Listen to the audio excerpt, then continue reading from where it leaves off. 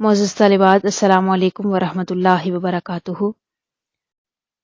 بسم اللہ الرحمن الرحیم۔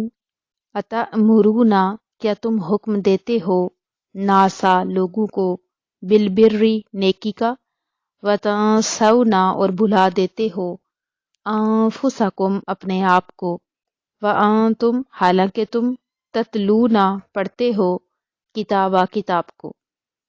یہ آیہ مقدسہ علماء یہود کے بارے میں نازل ہوئی ہے کہ وہ لوگوں کو حکم دیتے کہ تورات اللہ کی کتاب ہے اور اس کے ہر فرمان کی تعمیل کرو، لیکن اپنا یہ حال تھا کہ ذرا سے ذاتی فائدے کے لیے تورات کے سری احکام کو پس پش ڈال دیتے۔ تورات کی بیان کردہ علامات حضور صلی اللہ علیہ وآلہ وسلم میں دیکھ لینے کے بعد بھی ایمان نہ لاتے۔ اللہ تعالیٰ ان کو ان کی دو رخی پالیسی سے منع فرما رہے ہیں، اور یہ ہر اس شخص کے لیے ہے جو دوسروں کو نیکی کا حکم دے اور خود اس کے خلاف عمل پیرا ہو، خواہ وہ یہودی کہلائے یا مسلمان۔ قرآن پاک نے جا بجا قول و عمل کے اختلاف سے روکا ہے، تو فرمایا جا رہا ہے اتأمرون الناس بالبر، کیا تم حکم دیتے ہو دوسرے لوگوں کو نیکی کا، وتنسون انفسکم اور اپنے آپ کو بھلا دیتے ہو، وانتم تتلون الکتاب حالانکہ تم پڑھتے ہو کتاب، تلاوت کرتے ہو۔ تو پڑھنے کے باوجود، سمجھنے کے باوجود، لوگوں کو بتانے کے باوجود تم خود عمل نہیں کرتے۔ افلا تعقلون، کیا تم اتنا بھی نہیں سمجھتے؟ یعنی کہ عقل اور شعور والا بندہ دوسروں کو اگر دعوت دیتا ہے، سیکھتا ہے، تو وہ خود بھی عمل کرتا ہے۔ حضرت انس رضی اللہ تعالیٰ عنہ سے مروی ہے کہ حضور علیہ الصلوۃ والسلام نے فرمایا، معراج کی رات میرا گزر ایک ایسی قوم پر ہوا جن کے ہونٹ آگ کی کینچیوں سے کاٹے جا رہے تھے۔ میں نے جبرائیل علیہ السلام سے ان کے متعلق دریافت کیا تو جبرائیل نے فرمایا کہ یہ دنیا کے خطیب ہیں، اور ایک روایت میں ہے کہ آپ صلی اللہ علیہ وآلہ وسلم کے امت کے خطیب ہیں، جو لوگوں کو تو نیکی کا حکم دیا کرتے اور اپنے نفسوں کو بھلائے رکھتے، حالانکہ وہ کتاب کی تلاوت بھی کرتے ہیں۔ اب یہ آیہ مقدسہ بے شک نازل خاص یہودی علماء کے لیے ہوئی، لیکن اس کا حکم عام ہے، ہر ایک نیکی کا حکم دینے والے کو چاہیے کہ وہ خود بھی عمل کرے۔ یہاں یہ بات بھی یاد رکھنی چاہیے کہ اس آیت کی مراد واعظ و نصیحت کرنے والوں کو تقوی و پرہیزگاری پر ابھارنا ہے، بے عمل کو واعظ سے منع کرنا مقصود نہیں۔ یعنی یہ فرمایا کہ جب دوسروں کو واعظ و نصیحت کرتے ہو تو خود بھی عمل کرو۔ یہ نہیں کہا گیا کہ جب عمل نہیں کرتے تو واعظ و نصیحت کرنا ہی چھوڑ دو۔ عمل کرنا ایک واجب ہے، دوسروں کو برائی سے روکنا دوسرا واجب ہے۔ تو ایک واجب پہ عمل نہیں ہو رہا تو ساتھ دوسرے سے بھی رک جانا، یہ بھی عقل مندی نہیں ہے۔ خود بھی عمل کرنا چاہیے اور دوسروں تک حق پہنچانا بھی چاہیے۔ اگلی آیت میں فرمایا جا رہا ہے وَاسْتَعِینُوا اور مدد لو، بالصبر صبر، والصلاۃ اور نماز سے۔ وَاسْتَعِینُوا بالصبر والصلاۃ اور مدد لو صبر اور نماز سے۔ وَإِنَّهَا اور بے شک، لَكَبِیرَةٌ یہ باری ہے، إِلَّا مگر، عَلَى الْخَاشِعِینَ عاجزی کرنے والوں پر نہیں۔ یعنی کہ یہ نماز جو ہے یہ بھاری تو ہے، مگر جو عاجزی کرنے والے ہیں، میری بارگاہ میں جھکنے والے ہیں، ان کے لیے باری نہیں ہے، ان کے لیے مشکل نہیں ہے۔ اے بنی اسرائیل، اپنے نفس کو لذتوں سے روکنے کے لیے صبر سے مدد چاہو، اور اگر صبر کے ساتھ ساتھ نماز سے بھی مدد حاصل کرو تو سرداری اور منصب و مال کی محبت دل سے نکالنا تمہارے لیے آسان ہو جائے گا۔ بے شک نماز ضرور باری ہے، البتہ ان لوگوں پر باری نہیں جو دل سے میری طرف جھکتے ہیں۔ دوسری تفسیر یہ ہے کہ اے مسلمانوں، تم رضائے الہی کے حصول اور اپنی حاجتوں کی تکمیل میں صبر اور نماز سے مدد چاہو۔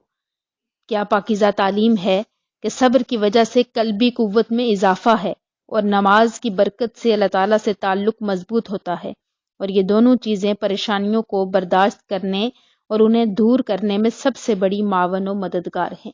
صبر کے لغوی معنی روکنے اور باندھنے کے ہیں، اور اس سے مراد ارادے کی وہ مضبوطی، عزم کی وہ پختگی اور خواہشات نفس کا وہ انضباط ہے جس سے ایک شخص نفسانی ترغیبات اور بیرونی مشکلات کے مقابلے میں اپنے قلب و ضمیر کے پسند کیے ہوئے راستے پر لگاتار بڑھتا چلا جائے۔ یعنی کہ انسان جب کسی کام کی نیت کر لے تو راستے میں جتنی بھی مشکلات آ جائیں، جتنے بھی غم کے پہاڑ ٹوٹ پڑیں، وہ اپنے اس کام پر ثابت قدم رہے۔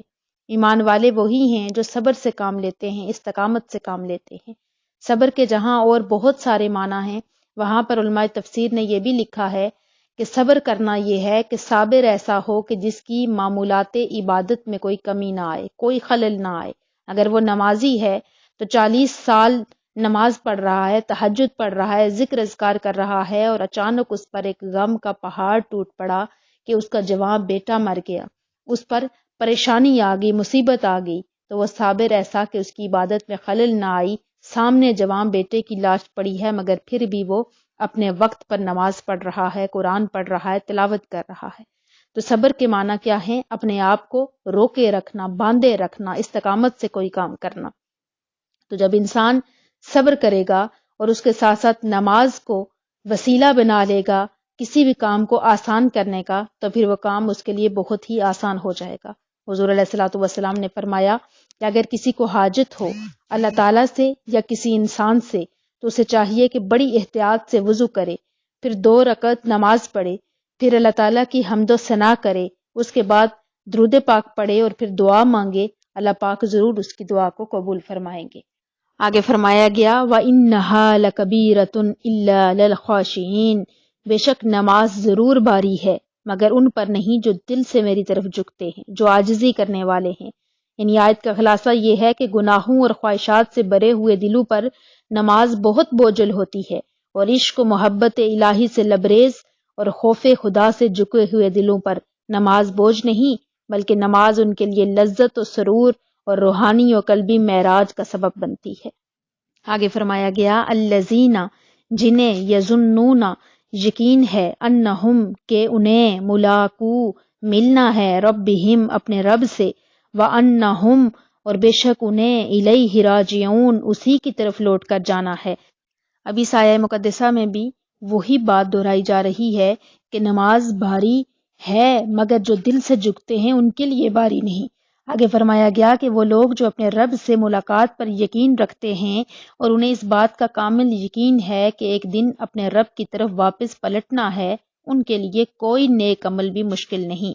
راستے میں جتنی بھی مشکلات ہوں، پریشانیاں ہوں، مصیبتیں ہوں، وہ ہر لمحہ ثابت قدم رہتے ہیں۔ کیوں؟ کہ انہیں اپنے رب سے ملاقات پر یقین ہوتا ہے اور اس مولا کریم کے دیدار کے لیے وہ تڑپتے رہتے ہیں۔